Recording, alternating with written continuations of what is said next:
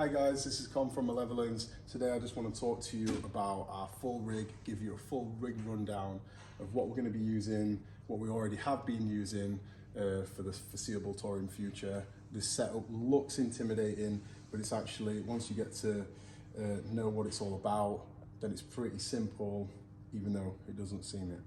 So the main heart of the rig is the splitter. So what happens with this, because we're running IEM monitors, is we send all the lines from the stage into this splitter here. And what it does is it takes all 32 channels, splits it in the back, which then goes to our x32 mixer, and it comes out of this port here as well, which is a 150 pin Tor line, which we're using 96 pins for 32 channels. That then goes to this big thing here.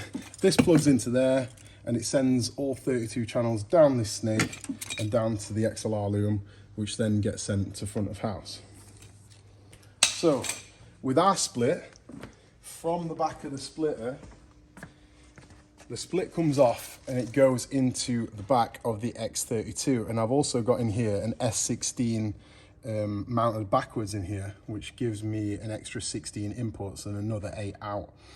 So what that allows us to do is run 32 channels in, and we can mix all 32 channels, and we can then send them to our IEM monitors. So the way this works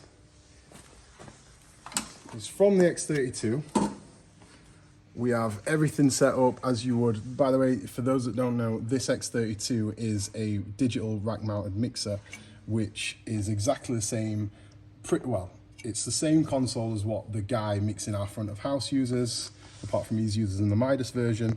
But this is basically a rack mounted digital mixer. It does everything that you can do with a digital mixer. So we mix on here every single channel, 1, 2, 3, 4, 5. We've got all the drums, all the guitars, all the vocals. We've got absolutely everything goes through the X32, and out of 8 individual buses, it allows us to run 4 stereo mixers, which then goes up to here.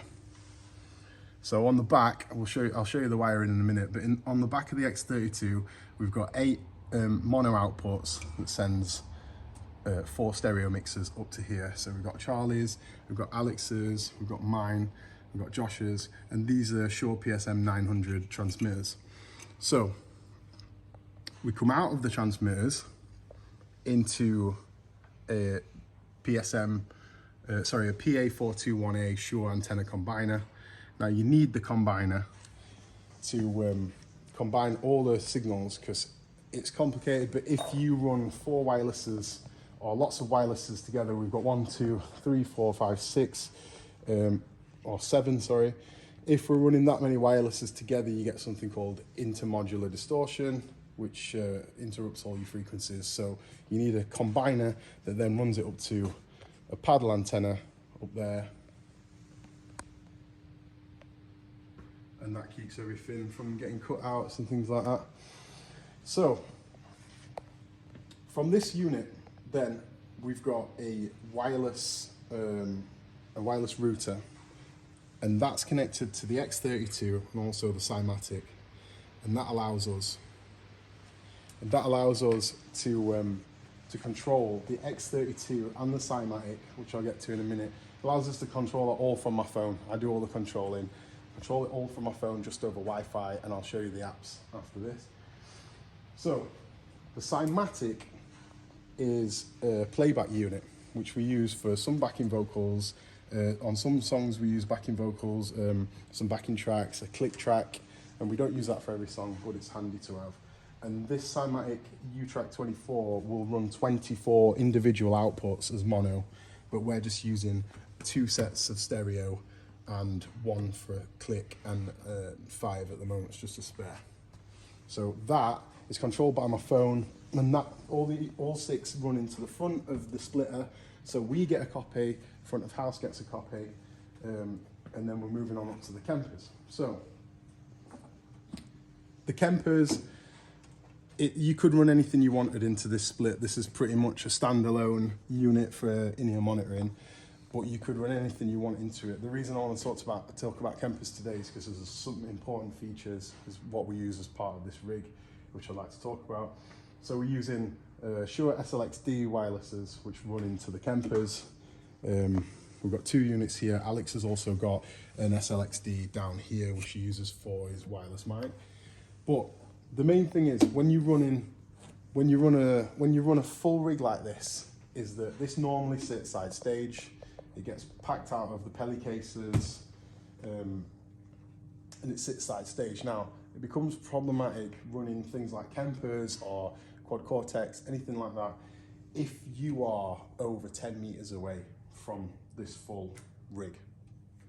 And the reason being is that Kemper pedals like these, you can see them down here, Kemper pedals, they run on PoE, which means power over Ethernet. So if your cable run is over 10 meters or 15 meters, I don't know the exact length, but if it's over a certain amount of length, you get power voltage drop over resistance, and it won't power the Kemper pedal.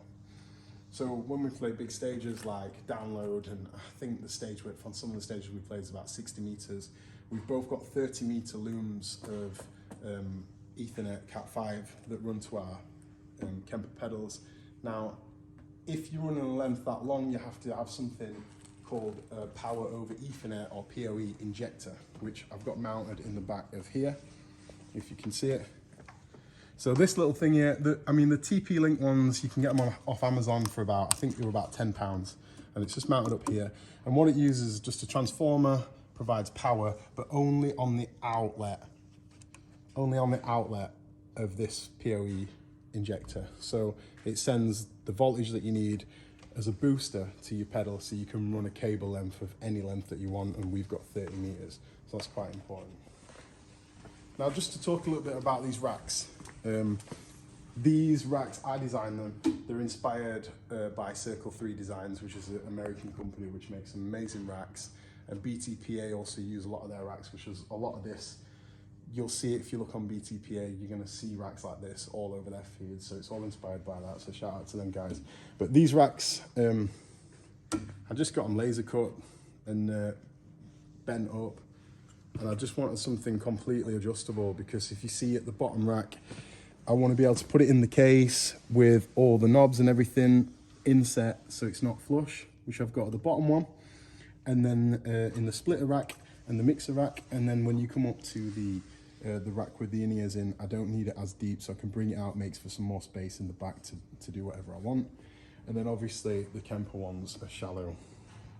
A little trick, what I haven't seen anyone do at Circle 3 or any other companies who design lightweight racks like this, is I've made a hole system that allows these to be stacked, and instead of having feet, you'll notice these can't move anywhere, and instead of having feet, we'll just have a pin system where it's just a bolt that comes through and just seats into the holes what we've had laser cut in there.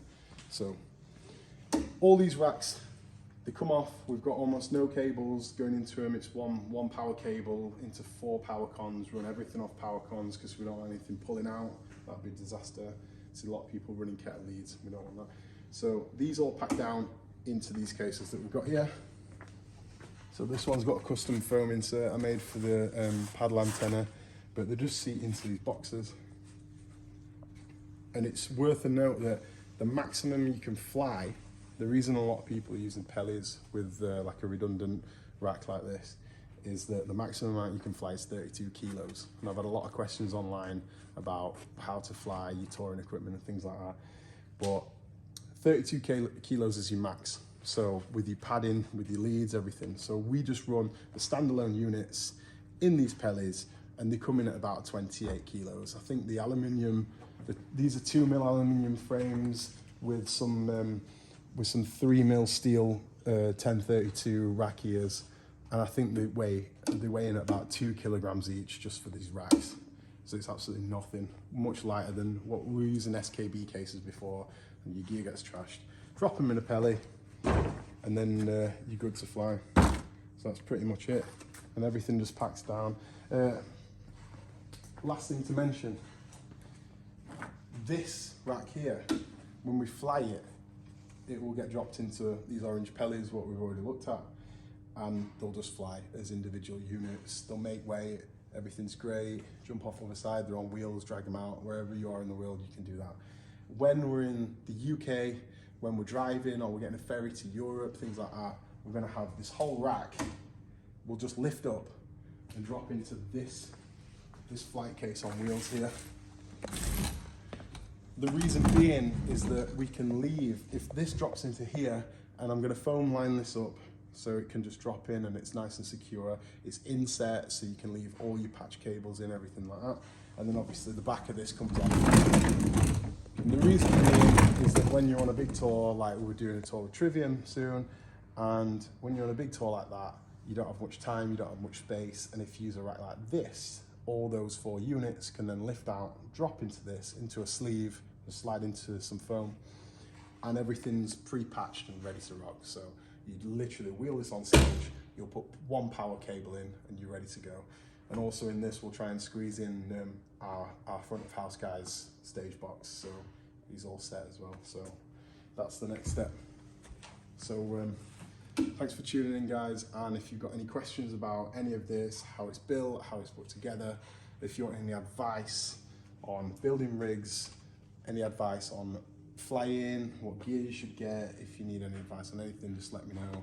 Drop me a comment, send me a message. Cheers, guys, nice one.